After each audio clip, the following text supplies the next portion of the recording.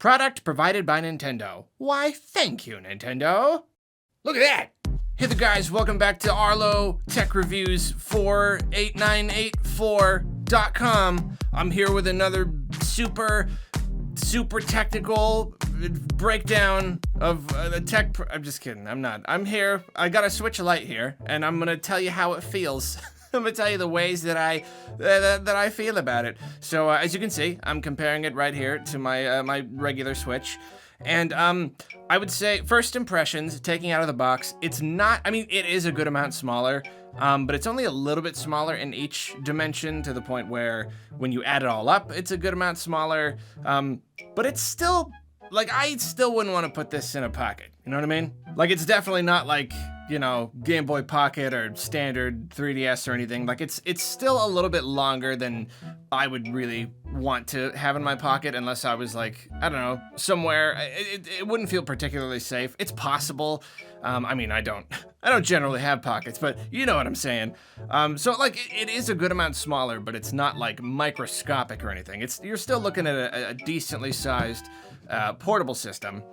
And so okay, let's talk about differences. You know, minor differences. Every single time Nintendo iterates on hardware, they always just little things here and there. Obviously, you've got the real D-pad. I'm not a big D-pad purist. I know a lot of people, if not most people, are. They wish the regular Switch had a, you know, better D-pad or whatever. This traditional D-pad, obviously, because the Joy-Cons don't detach. The buttons, instead of being clicky, are chunky, squishy. I don't know what you call that. The one where instead of just like a hard click, it's more of a, you know, they go down a little bit more. I actually don't know which I prefer more. Maybe this one, I'm not really sure, but you know, some people are one way or the other. And then the trigger, the Xeon Zero really got a good, I don't know. I like the distance that they travel down. Got a good chunkiness to them there too. And as you can see, there is gyro. A lot of people thought there was not going to be any gyro. There definitely is. But there's definitely no rumble. So that's definitely confirmed. So very minor differences. Obviously the color scheme, I'm boring. I like gray. I'm sorry. But I kind of like that the buttons are different. You got like the white buttons versus the black buttons over there. That's kind of nice. So I will say next impression, let's just go on to the next one. It is lighter than I expected. If anything, it is less about the size difference and more about the weight to it. I would say that is the largest difference and the thing that makes it the most comfortable to play. Okay, so let's get into that comfort aspect. I am completely surprised. I had a lot of assumptions going into the Switch Lite about how much I would like it or how it would work. I mean, obviously, I got these big, giant hands, and so I thought it would just not work at all. I wanted to try it out and see if it would work. I mean, you know, maybe like a kid or someone with smaller hands would do it okay.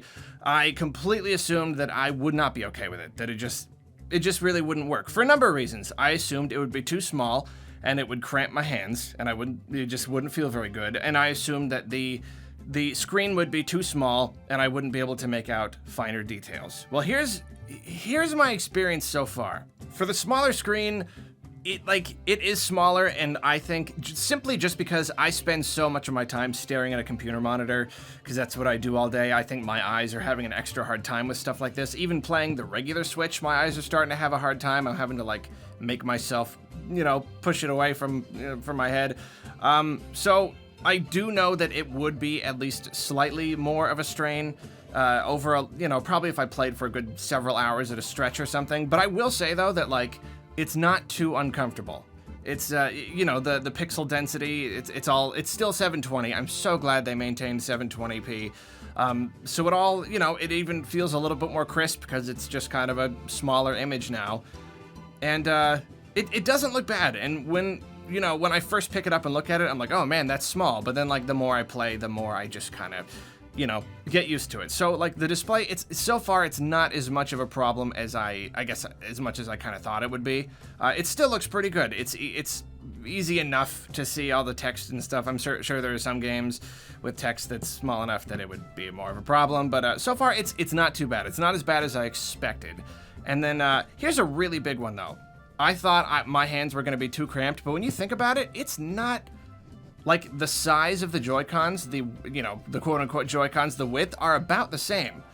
So really, it doesn't hurt my hands nearly as much as I thought it would. At least not any more so than the original Switch, which does start to hurt after a while. But it's not any worse. In fact, the only actual thing that feels more cramped is that the, is that even, no, there's really not even that much of a difference between the sticks and the buttons. No, so for the most part, it's basically the same.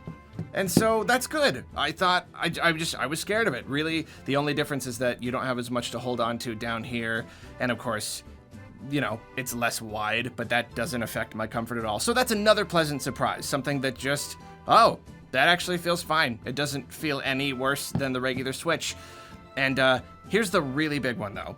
Okay, I already said it. I'm ordering these wrong. The weight. That is the single most important thing here when it comes to comfort. And I suppose ultimately the point I'm trying to make here is I am surprised by how comfortable this thing is to use. It's extremely comfortable. Like, I didn't think I would end up kind of preferring it in a way because like, really the weight, you pick it up and it's like as light as a feather. It's not literally as light as a feather, but it is substantially lighter than the regular Switch. So it's easier to play at a stretch. It's easier to play lying in bed, holding it up over my head. And that, I don't know, that little amount of weight less, it makes a really, really big difference as far as comfort goes overall. And another thing, like I even remember like first getting my Switch. I love the Switch, but like it's got its issues. It's got problems with it. And like the creakiness, the very, very slight wiggle and creakiness of the Joy-Cons, I never liked that. That was never pleasant to me. It's just, it doesn't feel very good. You know, it's something that I can get used to, but it's not great. Especially like the first time I picked it up, I'm like, yeah, I'm not a big fan of that.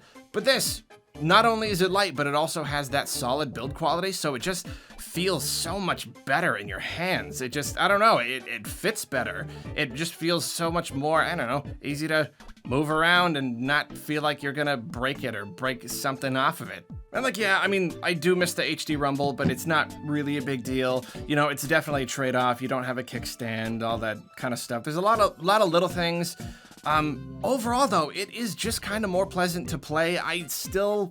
It might be enough of a deal breaker, the screen size thing. Just over enough time, I do prefer the bigger screen. I still am not at a point where I think this would replace my regular one. Like, I prefer the way that it feels, but overall functionality, I'm gonna pick one, especially for simplicity. I know there's ways to, like, share accounts and transfer saves. I am just not interested in doing that. I want to do it the easy, lazy way, so I don't think I'm going to be doing that. So I'm going to stick with my regular one for now, so I can easily switch it back and forth. And here's my biggest issue with this. This feels like a really ridiculous missed opportunity here. Like, I enjoy the way that this feels so much more than I expected, and I imagine that other people are going to be the same. But those people who prefer just the way that it is right now, what if they want to play on the TV? It is so weird to me. Like, how much more would it have cost just to put the two little thingies here so that this could conceivably hook up to a TV, even if you had to buy a separate dock, or even like one of those plug-in docks where it's not actually a dock, it's just kind of a little plug thing that they could just sell separately for 50 bucks, 80 bucks, whatever. I am baffled that Nintendo did not do that, because like, I could easily see a person just like trying these two out and being like, I prefer this. I want this one, but it's a Switch.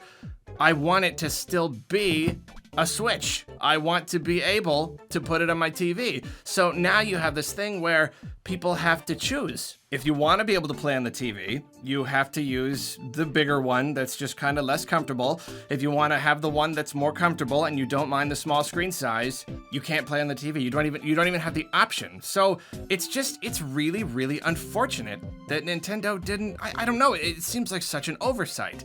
And even like the Rumble thing, I don't know, like, what if someone was willing to pay extra for the Rumble? Like, I know they wanted to bring down the price a lot, but come on.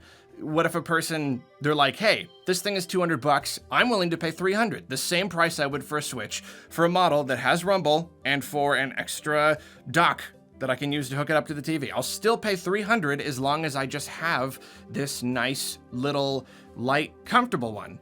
But that's not an option. And it's really frustrating. It's not that big of a deal for me. Like I said, overall, I'm okay with the big one. I like the bigger screen. I like the rumble and all that. It's just weird. It's just really, really weird that Nintendo would limit themselves like that. And I don't know if there's going to be another model later that's small but also hooks to the TV. Doesn't really make a lot of sense to me, and it's a really big oversight because I really enjoy this little thing. I really, really like the way this thing feels. Oh, yeah, one other difference, I suppose, from the base Switch model is the battery life. It does have slightly better battery. Actually, considering my other Switch didn't have great battery at all, it's actually a decently sizable difference. I haven't done a bunch of tests,